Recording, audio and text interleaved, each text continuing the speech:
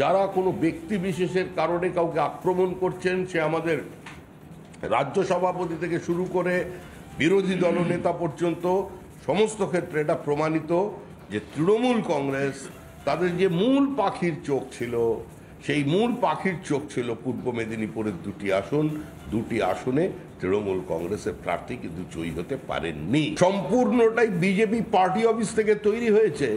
তাহলে শেষ বিধানসভা নির্বাচনে যখন প্রত্যেকটি বিধানসভায় বিজেপিকে সমস্ত বুথ ফেরত সমীক্ষার ফলাফলে বিজেপিকে হারিয়ে দেওয়া হয়েছিল এবং দেশের প্রধানমন্ত্রী এবং বিজেপির পক্ষ থেকে দাবি করা হয়েছিল যে আমরা 3টে প্রদেশেই জিতব, যে ফলাফলের জন্য তৃণমূল কংগ্রেস আগের দিন পার্টি অফিসে তোড়জোড় করেছিল পরের দিন সকালবেলা মিছিল বার করবার কারণে, আর যে কংগ্রেস সাংবাদিকদের মধ্যাহ্নভোজে আমন্ত্রণ করেছিল ব্যান্ড পার্টি নিয়ে এসে দরজার তালা লাগিয়ে দিয়েছিল, তারা পেমেন্ট পায়নি, তাহলে সেই সমীক্ষাটা কে করেছিল? কার টাকায় সেই সমীক্ষা তৈরি হয়েছিল? কোন সংবাদ মাধ্যমকে কত টাকা কংগ্রেসের কোন নেতা দিয়েছেন? ইন্ডিজোটের কত লোক তাদের টাকা দিয়েছেন? সেই টাকার কত ভাগ ওই যে 3টে রাজ্যে হারিয়ে দিয়েছিল সব রাজ্যে বিজেপি, সেই রাজ্যের পার্টনারশিপ করে এই জোটের কত টাকা তৃণমূল কংগ্রেস পশ্চিমবঙ্গ থেকে দিল্লিতে পাঠিয়েছিল বিভিন্ন চ্যানেল হেডদের কেনার জন্য, মিডিয়া হাউসকে কেনার জন্য, তার উত্তর আজকে তৃণমূল কংগ্রেসকে দিতে হবে। সুতরাং আমরা আগেও বলেছি যে ভোট ফেরত সমীক্ষার ফলাফল সবসময় মেলে না। মানুষের মনকে বোঝার মতো রসায়ন বা মানুষ সে ধরনের কোনো বিজ্ঞান, সম্পূর্ণভাবে বিজ্ঞান, আমার মনে হয় যারা মনস্তত্ত্ববিদ আছেন বা যারা কাউন্সেলিং করে থাকেন তারা সবসময় বুঝতে পারেন না। আর একজন আমাদের মতো সাধারণ মানুষ যারা বিভিন্ন পেশায় আছেন, কেউ অর্থনীতিবিদ, কেউ সমাজ তত্ত্ববিদ বা কেউ সাংবাদিক, তারা যে সার্ভে করছেন তাদের যে স্যাম্পল সাইজ, এইটা নিয়ে ফলাফল তৈরি হয়ে যাবে এটা মনে করার কোনো কারণ নেই। আমরা এই ফলাফলে খুশি নই, এই ফলাফল আমাদের কাছে প্রত্যাশিত নয়, কিন্তু একই সঙ্গে এটা গৌরবান্বিত যে আমরা এই অবস্থায় আমরা মানুষকে অভিনন্দন জানাচ্ছি।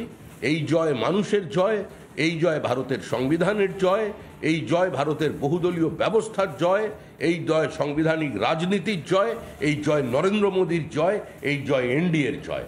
আমরা পশ্চিমবঙ্গে সংঘবদ্ধভাবে গোটা দল, পুরো বিজেপি, আজকে আমরা এইখান থেকে আমরা লড়াই শুরু হলো। যে ভোট পরবর্তী সন্ত্রাস তৃণমূল কংগ্রেস করেছে, আমরা 100-র বেশি কর্মীকে আমরা হারিয়েছি 2021-এর পরেও, তারপরেও কিন্তু বিজেপি পশ্চিমবঙ্গ থেকে চলে যায়নি। আমরা এখানে থাকতে এসেছি, আমরা পশ্চিমবঙ্গের রাজনৈতিক সংস্কৃতি বদলাতে এসেছি, আমরা তৃণমূল থেকে বাংলাকে মুক্ত করতে এসেছি। আমরা এটা করব, সংঘবদ্ধভাবে দল হিসেবে করব। যারা কোনো ব্যক্তি বিশেষের কারণে কাউকে আক্রমণ করছেন, সে আমাদের রাজ্য সভাপতি থেকে শুরু করে বিরোধী দলনেতা পর্যন্ত সমস্ত ক্ষেত্রে এটা প্রমাণিত যে তৃণমূল কংগ্রেস তাদের যে মূল পাখির চোখ ছিল, সেই মূল পাখির চোখ ছিল পূর্ব মেদিনীপুরের দুটি আসনে তৃণমূল কংগ্রেসের প্রার্থী কিন্তু জয়ী হতে পারেননি। বিভিন্ন কদর্য বা আক্রমণাত্মক শব্দ যে বিজেপির কাছে নেই এটা মনে করার কোনো কারণ নেই, প্রত্যেকেই বাংলা ভাষা অল্প বিস্তর জানেন। কিন্তু এই রাজনীতিটা আমাদের রাজনীতি নয়, এই পথটা আমাদের পথ নয়।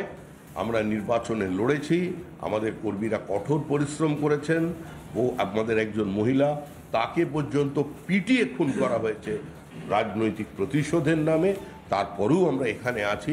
আমাদের সমস্ত দল, সারা জাতীয় দল থেকে শুরু করে কেন্দ্রীয় নেতৃবৃন্দ শুরু করে আমাদের সমস্ত পদাধিকারী, আমাদের পুরো সংগঠন, আমাদের জেলার যারা সাংগঠনিক প্রধান আছেন, প্রত্যেকে এই মুহূর্তে যাতে ভোট পরবর্তী হিংসা থেকে আমাদের কর্মীদের রক্ষা করবার জন্য দলীয় তরফ থেকে তাদের নির্দেশ দেওয়া হয়েছে। তাদের পার্টির কর্মীদের পাশে থাকা এবং বেছে বেছে যেসব বুথগুলোকে আক্রমণ করা হচ্ছে, কারণ যেখান থেকে বিজেপি একতরফা প্রায় মাসিভ লিড পেয়েছে, এখানে প্রার্থী জিতেছে, সেখানে তো আরও বেশি আক্রমণ হবে। তো তাদের যাতে রক্ষা করা যায়, সেই অসহায় মানুষগুলো, প্রান্তিক মানুষগুলো, আমরা তাদের পাশে আছি। এবং এখনো পর্যন্ত যে বিভিন্ন তত্ত্ব চলেছে সংবাদ মাধ্যমে যে লক্ষ্মীর ভাণ্ডারের কারণে সমস্ত মানুষ আজকে উল্টো দিকে ভোট দিয়েছে, আমরা মনে করি এই ধরনের উক্তি করা গোটা পশ্চিমবঙ্গের প্রান্তিক মহিলাদের অপমান করা, তাদের কার্যত তাদের সত্তাকে পণ্য বানানো, এটা আমরা বিশ্বাস করি না। নির্বাচনে জয় থাকবে, পরাজয় থাকবে। নির্বাচনে কেউ বেশি আসন পাবেন, কম আসন পাবেন। মনে রাখবেন, যে ভাষায়, যে শরীরী ভাষায় আজকে মুখ্যমন্ত্রী সাংবাদিক সম্মেলন করলেন, তিনি 29টি আসনে জয়লাভ করেছেন, এখনো পর্যন্ত এগিয়ে আছেন। আমাদের ধারণা একটু কমতে পারে। যদি তর্কের খাতিরে ধরে নেওয়া যায় 29টা আসনে এই নির্বাচনে তৃণমূল কংগ্রেস জয়লাভ করেছে 42টি আসনের মধ্যে, এবং তাতেই তিনি যেভাবে বলছেন, মানে সারা ভারতবর্ষ কেন, মানে সারা পৃথিবীতে মোটামুটি বেনোরও প্রধান হয়ে যেতে পারে তৃণমূল কংগ্রেস থেকে। মনে রাখবেন, মধ্যপ্রদেশে 29টা আসনের মধ্যে 29টাতেই বিজেপি জয়লাভ করেছে। যে গুজরাটের বিরুদ্ধে আপনারা দিনভর আক্রমণ করে যান, সেই গুজরাটও কিন্তু 26টার মধ্যে 25টা আসনের মধ্যে জিতেছে।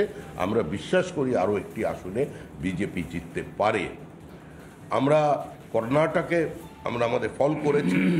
যে দিল্লির মুখ্যমন্ত্রী, তাকে জেলে ভরার জন্য পশ্চিমবঙ্গে এত রণহুঙ্কার দেয়া হলো। এই দল যে কোনো প্রতিহিংসার রাজনীতি করে না, এই দল যে অসহিষ্ণুতার রাজনীতি করে না। আমাদের সরকার চালানোর পথটা সম্পূর্ণভাবেই আইনের শাসন এবং বিশেষ করে কোর্টের নির্দেশে। সেটা আজকেও দিল্লির মুখ্যমন্ত্রী গ্রেপ্তার করবার পর এবং তার প্রচারের পরেও 7টার মধ্যে 7টা আসনেই বিজেপি জয়লাভ করেছে। টাকা ছড়িয়ে বিজেপি দিল্লিতে জয়লাভ করেনি। মুখ্যমন্ত্রী আজকে বলছেন বিজেপি টাকা দিয়ে ভোটার কিনেছে। ইনি তো গোটা পশ্চিমবঙ্গে ভারতবর্ষের মানুষকে কার্যত তিনি অপমান করছেন। এ ধরনের বিবৃতি দিয়ে রাজ্যের মুখ্যমন্ত্রী, যিনি আগামী দিনে প্রধানমন্ত্রী হবেন, মানে বলছেন তৃণমূল কংগ্রেস বলে, তিনি যদি অন্য রাজ্যের মানুষকেও তো কার্যত অপমান করছেন। এতে উনি নিজের রাজনৈতিক উচ্চতার সঙ্গেই নিজে খুব একটা সুবিচার করছেন না। বিজেপি ছিল, বিজেপি ময়দানে আছে এবং বিজেপি ময়দানেই থাকবে। আপনি একটা সাংগঠনিক রিপোর্টের কথা বলছিলেন কিছুক্ষণ আগে, যে জেলা সভাপতিদের আপনারা জানিয়েছেন যে প্রত্যেকটা জেলাতেই আপনাদের আসন বাড়বে পরবর্তী নির্বাচনে। এই বিষয়টা যদি একটু বিস্তারিত বলেন। জেলা আসন বাড়বে, আমরা জেলা সভাপতিদের বলেছি যেখানে যেখানে বিজেপি প্রার্থী জিতেছে সেখানে আক্রমণের মাত্রা আরো তীব্র হবে। তৃণমূল কংগ্রেস পুলিশকে সঙ্গে নিয়ে গতকাল রাত্রি থেকে যে ধরনের তাণ্ডব বিভিন্ন জায়গায় চালিয়েছে সেটা আরো বাড়বে।